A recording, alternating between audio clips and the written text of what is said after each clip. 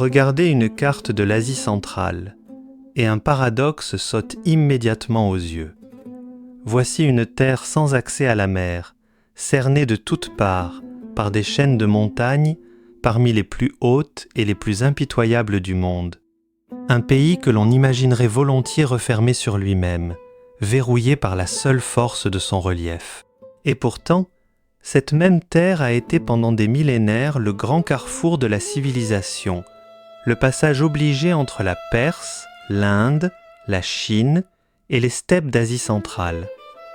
Comment un pays aussi enclavé, aussi enfermé par sa propre géographie, a-t-il pu devenir l'un des carrefours les plus empruntés de l'histoire humaine ? C'est cette question qui va nous accompagner tout au long de ce récit. Car y répondre, c'est comprendre non seulement l'histoire de l'Afghanistan, mais la vie quotidienne de son peuple, aujourd'hui même. La réponse commence par le relief lui-même. Les colosses du Hindou-Kouch ne se contentent pas de barrer l'horizon, ils découpent le territoire en vallées étroites, en cols resserrés, en passages obligés que caravanes, armées, marchands et mystiques ont dû emprunter siècle après siècle, faute d'autres chemins. La montagne, en enfermant, a aussi canalisé. Elle a transformé une terre difficile d'accès en un goulot d'étranglement par lequel devait transiter tout ce qui circulait entre les grands empires d'Asie. C'est ainsi que se noue le premier fil de notre histoire, la même géographie qui isole l'Afghanistan, et celle qui, pendant des siècles, en a fait une étape incontournable de la route de la soie. L'enfermement et l'ouverture ne sont pas deux destins opposés, ici, mais les deux faces d'une même montagne. Mais ce relief grandiose a un prix. Aux montagnes succèdent des déserts brûlés par le soleil, des plaines où l'eau se fait rare, des hivers d'une rudesse implacable dans les hauteurs. La terre qui a permis les grandes traversées de l'histoire est aussi une terre qui, chaque jour, exige de ceux qui l'habitent une discipline et une ingéniosité de tous les instants simplement pour survivre. C'est là que commence véritablement notre histoire, non pas celle des conquérants et des empires disparus, mais celle, plus silencieuse et plus profonde, des gestes quotidiens par lesquels un peuple a appris, génération après génération, à transformer une géographie exigeante en un art de vivre. Tout commence avant l'aube. Dans le silence qui précède le lever du soleil, l'appel à la prière, l'adhan, résonne depuis la mosquée du quartier. Ce n'est pas une sonnerie qui arrache au sommeil, c'est un appel spirituel, doux, qui marque le passage de la quiétude nocturne à l'activité du jour. Après la première prière, le fajr, le pays s'éveille lentement. À Kaboul comme à Mazar-i-Sharif, l'air du matin se charge bientôt de l'odeur du naan, tout juste sorti du four. Ce pain plat omniprésent qui constitue la base de chaque repas. Dans de petites échoppes familiales, les boulangers plaquent d'un geste sûr la pâte aplatie contre les parois brûlantes du tandoor, ce four d'argile traditionnel, et en tirent des centaines de pains que l'on rapporte encore chauds pour le petit déjeuner.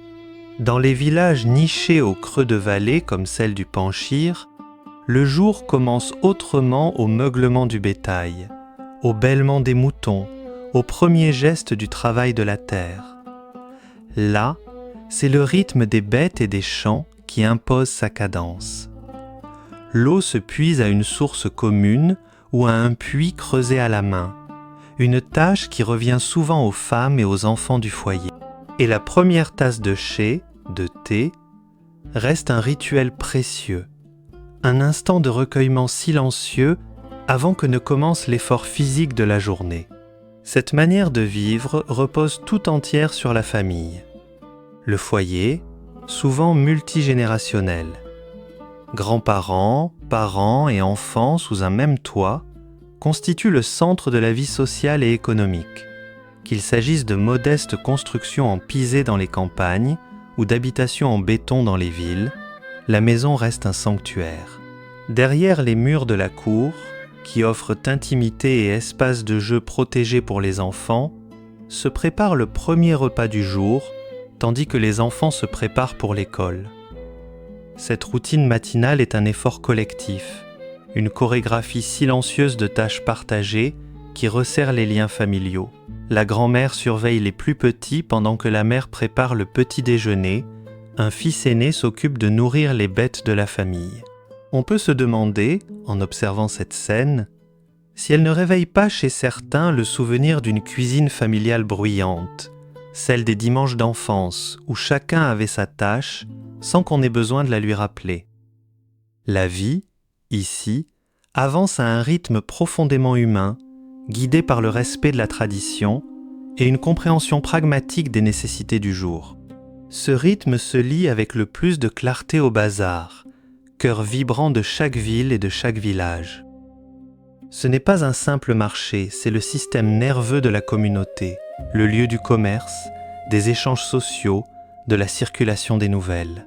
Les paysans des environs y apportent leurs récoltes, monceaux de tomates luisantes, sacs de pommes de terre, corbeilles de fruits de saison, le visage marqué par le soleil. Les petits commerçants, qui ont souvent hérité leur métier de leur père et de leur grand-père, tiennent leur étal avec une fierté discrète. L'air se charge d'un mélange d'odeurs, le parfum terreux du cumin et de la coriandre, la douceur du pain qui sort du four, l'odeur âpre du cuir travaillé. On y entend le martèlement rythmique du marteau du forgeron, les appels des vendeurs qui vantent leurs marchandises, le brouhaha des conversations, le tintement des tasses de thé dans une tchaïkana voisine, une maison de thé. Ces maisons de thé sont de véritables institutions sociales, surtout pour les hommes. On y conclut des affaires, on y échange des nouvelles, on y entretient des amitiés autour de tasses sans fin de thé, vert ou noir. Dans une société aussi soudée, l'anonymat n'existe presque pas. Chaque transaction commence par des nouvelles de la famille et de la santé. Cette interdépendance se formalise dans des traditions comme le hachar, une forme d'entraide communautaire. Si une famille doit construire une maison, réparer un canal d'irrigation ou rentrer une récolte, tout le village se mobilise sans rien attendre en retour. C'est un contrat social tacite, la conviction profondément ancrée que le bien-être de chacun est indissociable de celui de tous. Ce tissu social, tramé d'innombrables gestes quotidiens de soutien mutuel, constitue une source première de force et de sécurité dans une terre qui a souvent connu l'instabilité. La tradition et l'identité traversent tout le pays comme des fils invisibles. Le pays est une mosaïque de groupes différents, chacun avec sa langue, ses coutumes, son histoire. Les Pashtuns, traditionnellement pasteurs et concentrés au sud et à l'est, obéissent à une solide structure tribale régie par un code de conduite appelé Pashtunwali. Les Tadjiks, en majorité persanophones et installés au nord et à l'ouest, ont une longue tradition de vie urbaine, souvent associée à des villes au patrimoine culturel considérable comme Hérat. Les Hazaras, d'ascendance centra-asiatique, peuplent les hauts plateaux montagneux du centre et possèdent leur histoire et leur culture propre. Au nord, les Ouzbeks et les Turkmènes entretiennent des liens culturels et linguistiques étroits avec leurs homologues d'Asie centrale. Cette diversité est la source même de l'identité complexe et vivante de la nation. Et pourtant, à travers tous ces groupes, un socle de valeurs communes fournit un cadre culturel unificateur. Les traditions islamiques structurent la vie, guident la conduite morale, les rituels quotidiens, le rythme de l'année marqué par des fêtes comme l'Aïd el-Fitr et l'Aïd el-Adha. L'hospitalité y est un devoir sacré, une pierre angulaire de la culture. Le Melmastia, l'accueil de l'hôte, est une obligation sociale profonde. Un voyageur qui arrive dans un village, même un parfait inconnu, sera reçu par une famille locale, logé dans la meilleure pièce de la maison, nourri du meilleur repas dont dispose la famille, protégé comme s'il en faisait partie. Refuser une telle hospitalité serait considéré comme une grave offense. Le respect des anciens constitue un autre pilier fondamental quand une personne âgée entre dans une pièce, les plus jeunes se lèvent. Elle est servie en premier au repas, et son avis compte dans toutes les décisions importantes de la famille et de la communauté. La structure familiale est patriarcale, avec l'homme le plus âgé à sa tête, mais les femmes âgées, en particulier les grands-mères, exercent une influence considérable dans la sphère domestique. Cette révérence pour le passé et pour les ancêtres donne un sentiment puissant de continuité et d'appartenance, ancrant chacun dans une lignée longue et fière. Cet héritage s'exprime aussi à travers l'art, en particulier la poésie, les vers de grands poètes de langue persane comme Rumi, né à Balkh, sont encore récités et aimés aujourd'hui. La musique traditionnelle, centrée sur des instruments à cordes comme le rubab, témoigne elle aussi d'un héritage culturel profond et durable. Cette identité collective explique pourquoi, pour la grande majorité des Afghans, la vie reste directement liée à la terre. L'agriculture et l'élevage constituent l'ossature traditionnelle de l'économie, un mode de vie qui nourrit la population depuis des siècles. Dans les plaines et vallées fertiles, les paysans cultivent le blé, le riz, le maïs, ainsi qu'une grande variété de fruits et de fruits secs qui ont fait la réputation du pays, à commencer par les grenades de Kandahar. Le travail y est physiquement exigeant, fondé sur des méthodes transmises de génération en génération et rythmé par les saisons de semailles et de récolte, une alternance de labeur intense et d'attente patiente. Mais dans une terre aussi aride, la survie a toujours dépendu d'une maîtrise experte de l'eau. C'est là que la contrainte devient invention depuis des siècles.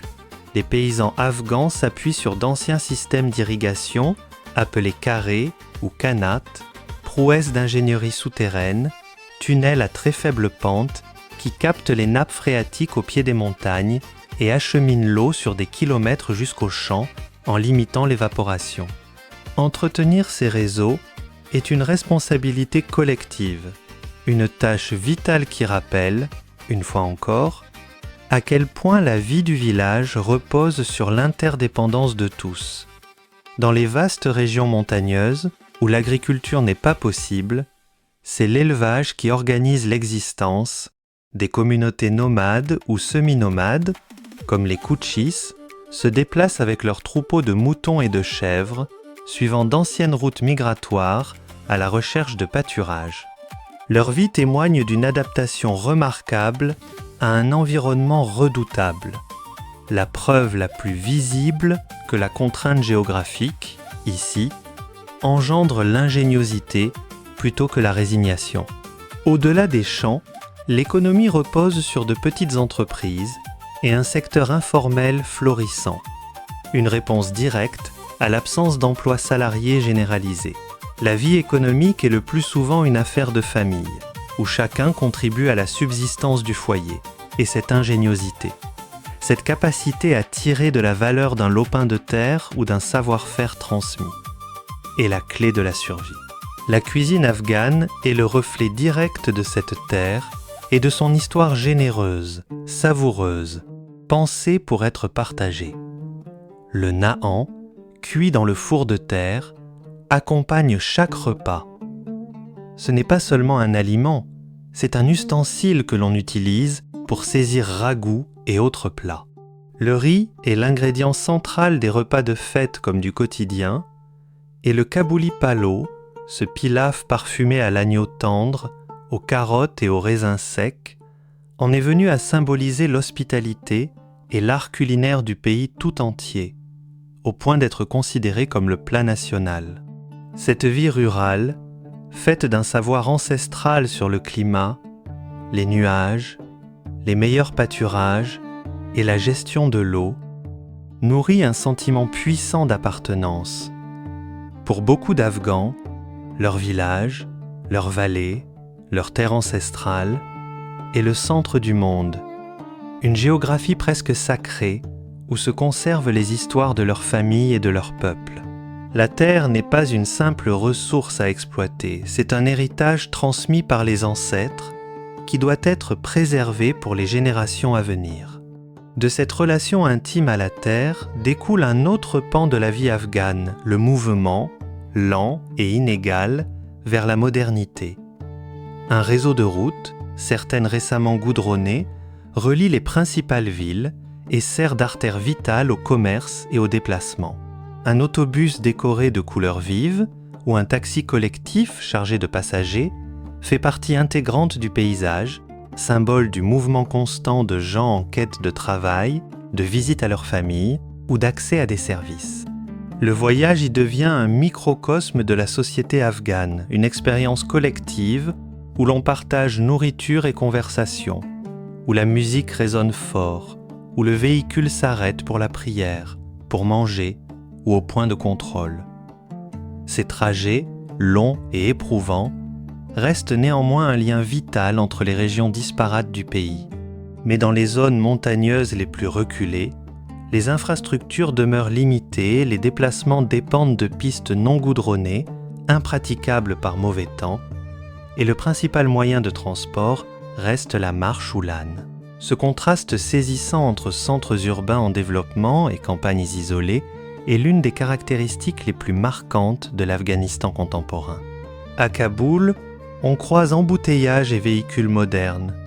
À 1 heure de route à peine, le paysage semble n'avoir pas changé depuis des siècles. Et pourtant, la technologie moderne referme peu à peu certains de ces écarts. Le téléphone portable s'est imposé jusque dans les villages les plus reculés, outil pour rester en contact avec un parent parti travailler dans une autre ville, voire un autre pays, outil pour connaître les prix du marché, outil d'accès à la banque mobile là où il n'existe aucune agence physique. Pour la jeune génération, c'est une fenêtre ouverte sur le monde extérieur, une source d'information et de perspectives que leurs parents n'ont jamais connue. Cette modernisation progressive pose, en creux, l'une des questions les plus délicates de l'Afghanistan d'aujourd'hui: comment une génération née dans la tradition trouve-t-elle sa place face à des horizons nouveaux? Pour les jeunes Afghans, qui composent une part considérable de la population, la vie est un équilibre fragile entre l'honneur dû à la tradition et l'aspiration à un avenir différent. L'accès à l'éducation reste l'un des plus grands défis du pays, mais aussi la source de ses espoirs les plus vifs. Dans les villes, des écoles et des universités offrent aux jeunes, garçons et, dans la mesure du possible, jeunes filles, la possibilité d'acquérir des savoirs et des compétences. La salle de classe y est souvent simple, parfois dépourvue des équipements les plus récents, mais habitée par une réelle soif d'apprendre. L'enseignant, l'ustad, y est une figure respectée entre toutes. Pour beaucoup, l'éducation est perçue comme la clé d'une vie meilleure, un moyen de reconstruire le pays et de prendre part à un monde globalisé. Mais le chemin n'a rien de simple. Dans de nombreuses zones rurales et conservatrices, l'accès à l'instruction reste limité, en particulier pour les filles, et les aspirations des plus jeunes entrent souvent en tension avec les attentes de leurs aînés et les limites imposées par la société. Un jeune homme peut étudier l'informatique à l'université de Kaboul et rentrer, le soir, dans un foyer traditionnel où les décisions les plus importantes de sa vie, le choix de son épouse, par exemple, reviennent à sa famille. On peut légitimement se demander comment on trancherait, à sa place, entre le respect dû à ceux qui nous ont élevés et le désir de choisir soi-même sa propre voie. La question n'a pas de réponse simple, et c'est précisément ce qui la rend universelle. Ces jeunes vivent un pied dans le siècle qui vient, l'autre dans un monde de traditions ancestrales, et leur espoir n'est généralement pas d'abandonner leur culture, mais de trouver comment y intégrer des savoirs et des possibilités nouvelles au service de leur famille et de leur communauté. Cette tension entre deux temporalités se retrouve jusque dans le rythme du jour et de la nuit. Les heures de lumière sont consacrées au travail, au commerce, à la vie publique, rues et bazars, bourdonnent d'énergie, reflet d'une société bâtie sur le labeur et l'échange. Mais à la tombée du jour, un calme s'installe. La vie se replie sur elle-même, quitte les espaces publics pour retrouver le sanctuaire du foyer. Le soir appartient à la famille, après la dernière prière du jour. Chacun se retrouve pour le dîner, la conversation, le thé. Les quartiers se taisent, le bruit du commerce cède la place au murmure des conversations qui montent des cours intérieures. La vie sociale y est simple et intime. Visiter des proches, échanger des histoires, savourer la tranquillité du soir. Les grands-parents racontent parfois aux enfants les contes populaires transmis depuis toujours, ou un membre de la famille récite un poème. Beaucoup, en écoutant décrire cette veillée, y reconnaîtront quelque chose de leur propre soirée d'enfance, ce moment précis où le bruit du monde s'efface et où il ne reste plus que les voix aimées. C'est dans ce repli nocturne, dans ces instants de calme partagés sous un ciel étoilé, que se resserrent les liens familiaux et que se recharge l'esprit avant les exigences du jour nouveau. Mais cette vie, aussi belle soit-elle, n'échappe pas à des épreuves profondes. Des décennies de conflits ont laissé des cicatrices durables dans la société et dans ses infrastructures. Les difficultés économiques sont une réalité constante pour la majorité de la population. Pour un père de famille, cela signifie l'inquiétude quotidienne de savoir comment payer la farine et l'huile pour nourrir les siens. Pour un jeune, cela signifie des perspectives d'emploi limitées, même après des études. L'accès aux services essentiels, soins de santé, eau potable, électricité fiable, reste un défi majeur pour une mère dans un village reculé. Cela peut vouloir dire marcher plusieurs kilomètres chaque jour pour aller chercher de l'eau propre. Le paysage lui-même, malgré toute sa beauté, peut se montrer impitoyable, avec des hivers rudes, des sécheresses et la menace constante de catastrophes naturelles comme les séismes ou les inondations.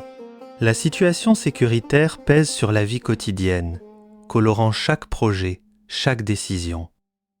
Pour les Afghans ordinaires, ce ne sont pas des abstractions, ce sont des réalités concrètes, affrontées jour après jour avec une patience, un courage et une résilience immense.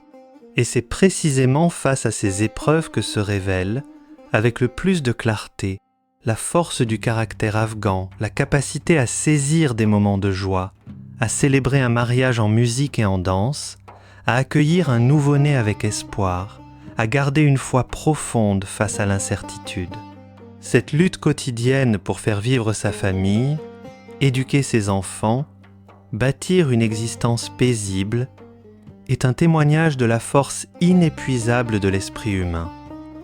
Et l'on peut se demander, en la regardant, ce qu'il resterait de nos propres vies si on leur retirait tout le confort qu'on tient pour acquis, et si l'on garderait, dans les mêmes circonstances, la même capacité à célébrer malgré tout. Revenons, pour finir, à notre question de départ. Comment une terre aussi enfermée par ses montagnes est-elle devenue l'un des grands carrefours de l'humanité ? La réponse, on le voit maintenant, ne tient pas seulement à la géographie. Les mêmes sommets qui ont canalisé les caravanes de la route de la soie ont aussi façonné un peuple habitué à transformer la contrainte en savoir-faire le Kharèze, pour dompter l'eau rare, le hachar, pour surmonter ensemble ce qu'aucune famille ne pourrait affronter seule, le melmastia, pour accueillir l'étranger même dans la précarité, la famille élargie pour préserver la mémoire et la continuité. La montagne a isolé les hommes et les a forcés, par cet isolement même, à inventer les liens les plus solides qui soient. Voilà tout le paradoxe résolu, ce que la géographie prend d'un côté. L'accès facile, l'abondance, la sécurité. Elle le rend de l'autre, sous la forme d'une solidarité et d'une résilience qui ont traversé les siècles intacts. Les montagnes demeurent les témoins silencieux de cette histoire, et les lumières qui s'allument dans les vallées à la tombée du soir en sont les symboles vivants, celui d'une espérance qui ne s'éteint jamais. Ici, loin des grands récits géopolitiques et des regards pressés, se trouve une nation de gens ordinaires, engagés dans ce projet universellement humain, bâtir une vie, fonder une famille, donner un sens à l'existence. On mesure ici la vie à la force d'une famille, à la chaleur d'une hospitalité offerte sans condition, à la dignité discrète du travail de chaque jour, au pouvoir tranquille de la foi. Et si, ce soir, en repensant à cette veillée afghane sous un ciel étoilé, il vous vient à l'esprit un souvenir semblable, une soirée en famille, où plus rien d'autre ne comptait que les voix autour de la table, c'est peut-être qu'au fond, sous des montagnes différentes et dans des langues différentes, les hommes cherchent tous, obstinément, la même chose.